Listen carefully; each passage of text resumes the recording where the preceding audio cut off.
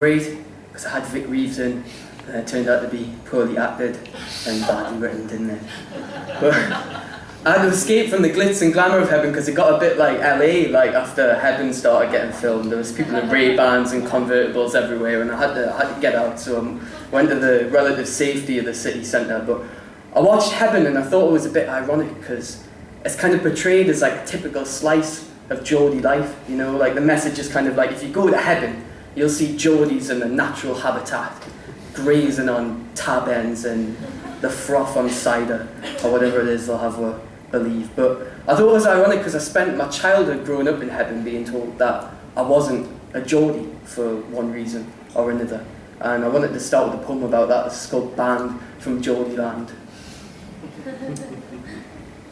A crowd of terraced houses were pasty pink and saffron faces turned their backs on us. So I became a jigsaw piece in the wrong box because I didn't say read quite as often as I should, because I didn't play football on a desolate field at weekends. And from the school's yard to that street on Walshy, reverberating voices reminded, "You're not a proper Geordie, ye.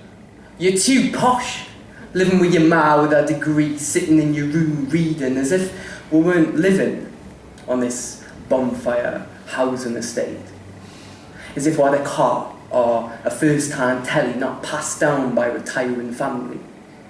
And anyway, you weren't even born in Newcastle. You were born in South Shields. That means you're a sand dancer.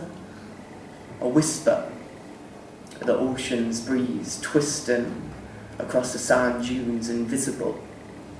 That's what it made me. It's fair to say the kids on the estate were hard to get on with. At the bus stop, the colour of its sour piss reek, one asked what kind of dog I had, a castaway mongrel.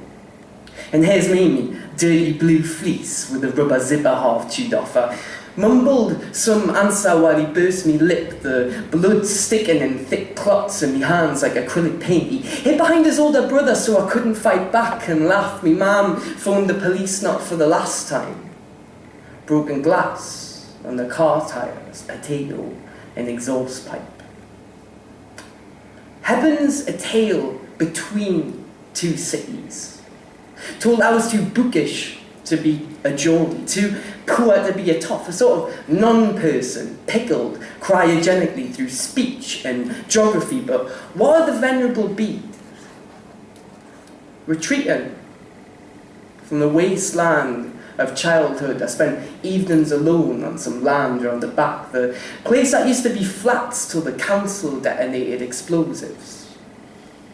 Trees and wild grass cover the tarmac now like the post-apocalypse. To me, a leftover piece of rubble was King Arthur's stone, and my Swiss Army knife was a soul, titanium, my mind waxing imagination over every unconstrained organism. I singled myself out in the end. I became this proper cliché goth. I got an ankle-length trench coat too long, paid for with Christmas money off me grandma, and sometimes cousins' nail polish black. It was an absolutely terrible choice of clothes, that.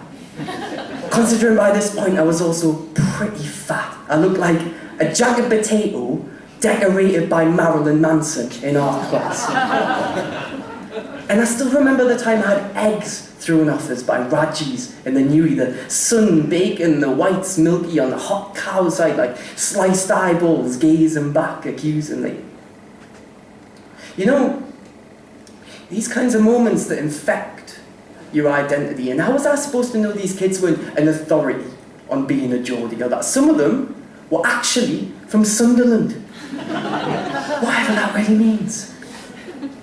I'd made up my mind if being a Geordie meant changing the way I spoke, if it was a certain haircut or a type of clothes, if it meant pretending I was someone else and I was withdrawing this application for Geordiness. I was deporting myself from Geordieland.